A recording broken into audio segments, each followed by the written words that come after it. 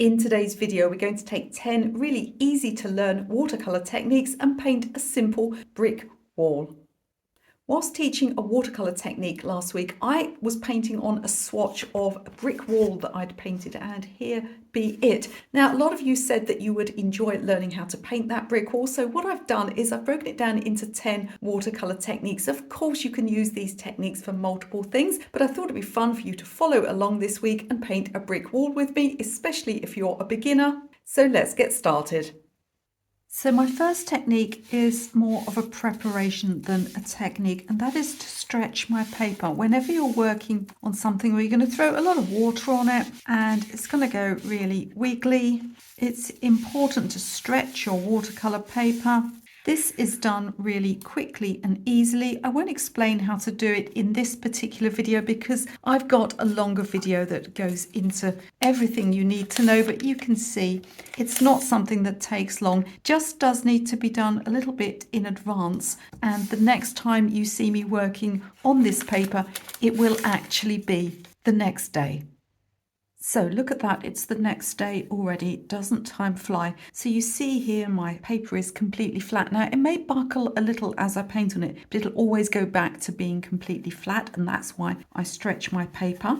I'll leave a link to that full tutorial in the description of this video. Now we're going to apply sort of a flat wash, but with a little bit of colour variation. Now I've got some Davies grey here, which is a light warm grey that's available in many brands. You can just mix your own light grey or a light sort of yellow brown. Depends how much warmth you want your bricks to have. I'm going to start with this colour and then drop little bits of yellow in. Be careful if you're using something like a Payne's grey. Grey has a lot of blue pigment in, and if you mix yellow with Payne's grey, you'll get some green. If that happens, just neutralise it with a touch of pink. If you're struggling with colour mixing, I have lots of free videos in a whole colour mixing playlist on this channel. So with a large brush, I'm just going to start at the top and come down. You might be wondering why I'm not drawing the bricks yet. The more layers you have trapping pencil, the harder it is to get rid of it. So I'm just dropping a little warmth in here, and you can see it's gone a tiny bit green. So let's grab just a touch of pink, and you see how it just neutralizes that green. You can also, if you want to, go in with something a tiny bit warmer. I've got some raw umber here. Stay away from those very warm colours for this first layer because we're going to add those in with the bricks. What we're doing actually here is just painting the grout. So we're knocking all of the white paper out and just adding a little colour variation here and there, because above all we're looking for a lot of nice texture, and by not having a completely flat single colour, it's going to be helping us right from the start. Spread your paint evenly, dry your brush, sweep it around the edges. This will get rid of any puddles. However, we're going to be painting some old raggedy bricks, so if you get any drying lines at this stage, just leave them there. It won't matter at all.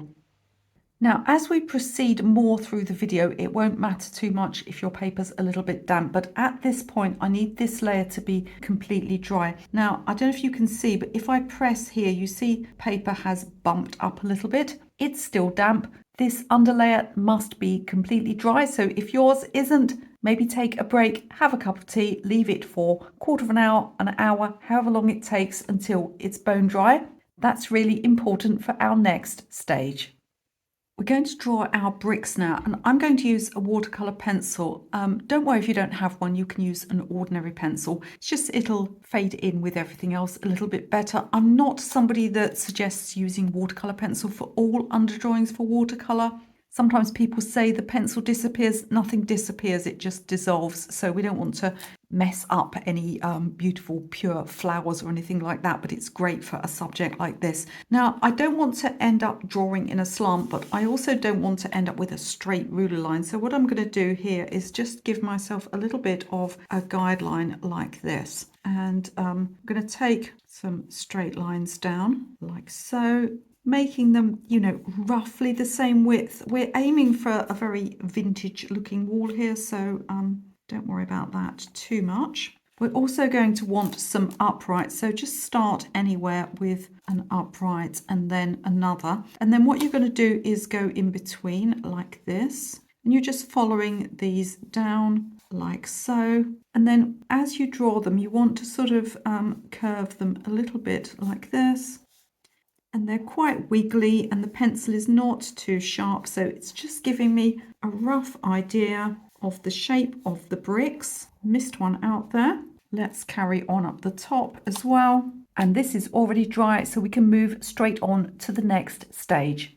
So now we're going to do something quite clever. We're going to use household candle wax to reserve these underneath areas of grout. Now, everybody always asks, where do you get this? What special candle is this? I just picked it up in Sainsbury's. If you're in America, think Walmart. Now, what we're going to do is we're going to apply this, but not directly over the lines because it does a really good job of reserving what's underneath. So we're going to I'm going to go to one side. So I'm going to go to the right and underneath. Wouldn't matter if I went to the left and on top of the lines, just don't go directly over the line. So going to the right, what I'm going to do is come down like this. Try not to be, too rigid with your lines. In other words, try not to apply it too straight. You'll get some nice texture anyway because it'll only apply it to the bumps on the paper. So you'll get sort of a broken line. And it really does, as we work in with the other layers, it really will work a treat.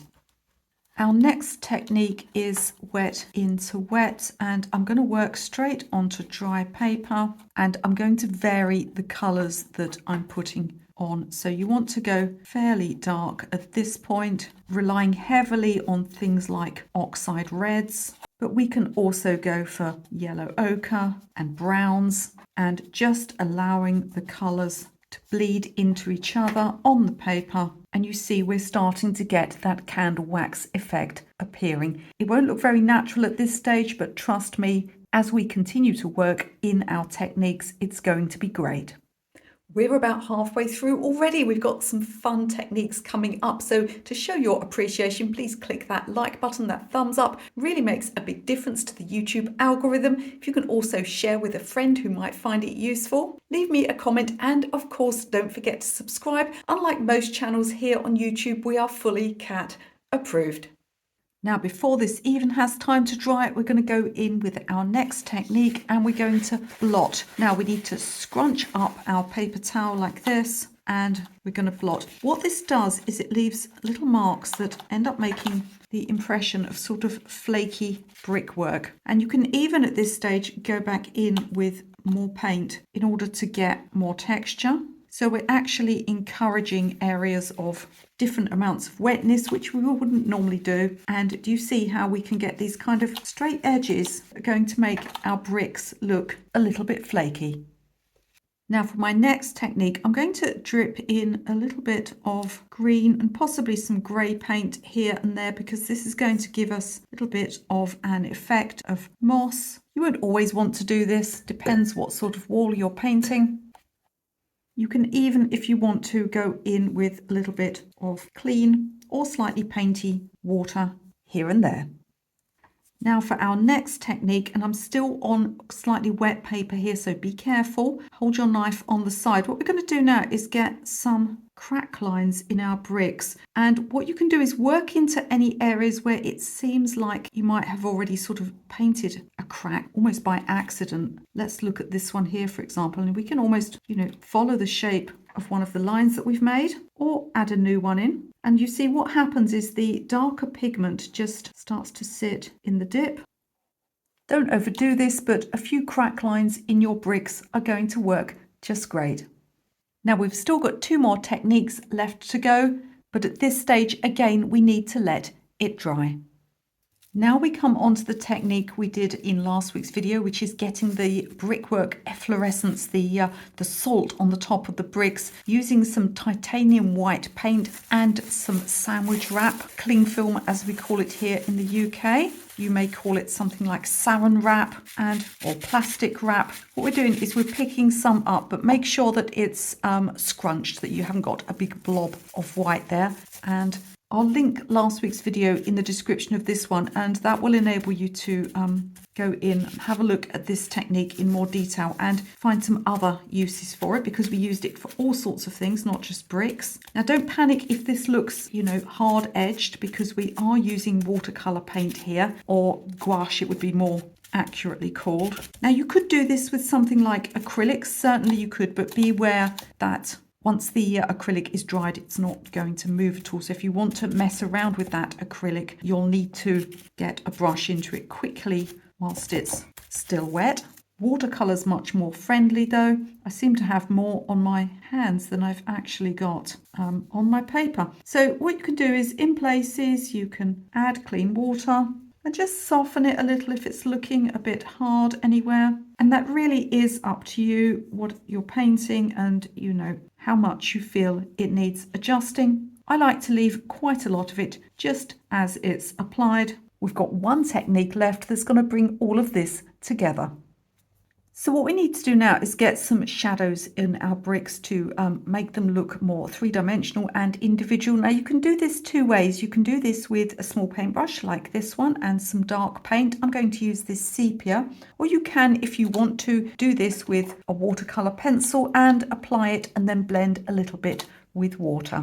Now, where do we want the shadow? We'll choose one side of the uprights to put it on. I'm going to go to the right of them, but you know, you could go to the left. Just make sure you stick to one pretty much consistently, because we'll imagine that the light was coming from one particular direction. And then we're going to go underneath any areas of grout. Now there will be other areas where you might find some shadow, because there are simply holes and gaps in bricks. But start off going to one side of the uprights, and you'll notice I'm being quite dotted here with my application. And once you've applied it, have a look at it. Now, again, it can be quite hard edged, because if we're in bright sunlight, there will be quite hard edges to the shadow. In softer levels of light, the shadows will be more blended. And I'm actually working, I've got some areas here where the paint is still wet, so that's naturally softening it in places. And again, it's entirely up to you how much you soften that shadow color. Just make sure you apply it quite dotted, but also strategically in areas where shadow would naturally appear. I'll put a picture up so you can see how it turned out. And I think I need to go and wash my hands. Let me know in the comments if you're going to have a go at this little tutorial. It really is good fun. And if you'd like to show me your results, do pop into my Facebook group. I'll leave a link to that and everything else I do, including free and paid courses, in the description of this video. You can also find some free downloadable stuff, some downloadable PDFs, all sorts of good stuff in the description of this video. And if you enjoyed this and would like to follow along with 30 different watercolor techniques, you can watch that video right now.